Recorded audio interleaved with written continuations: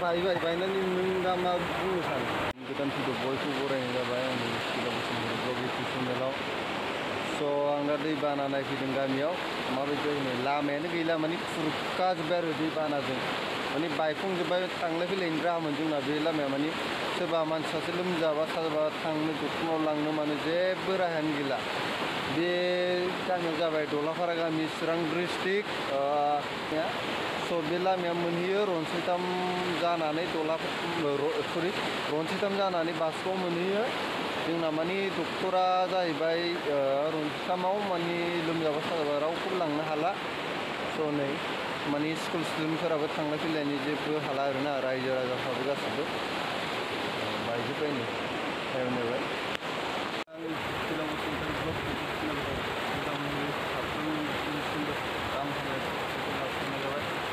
आं दा बे गामियाव दैबाना जादों आरोना दैबाना जानानै माने दलाङा लामाया गासिबो खुरजोब्बाय नायदो माबायदि जादों बेयाव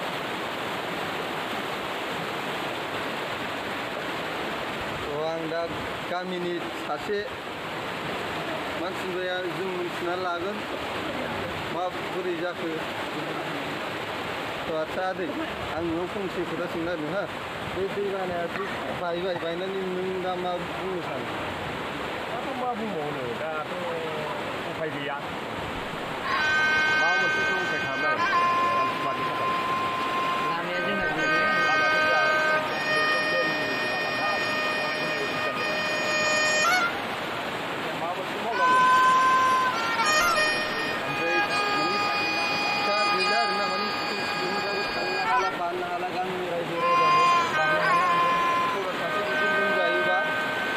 लामा मोनसेयानोमोन बेजों दा माने लांनोबो हाला मानोबो हाला जानानै दङ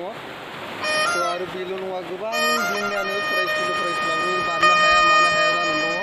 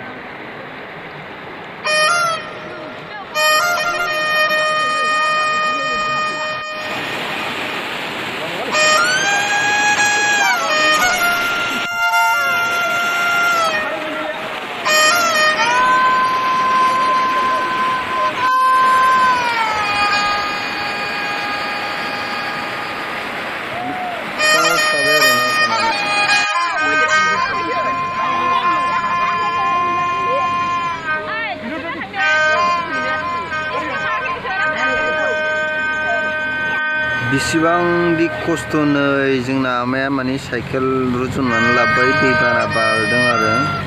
लामायाबो गैला दालां बायनानै जोबोद दुखुनांथाव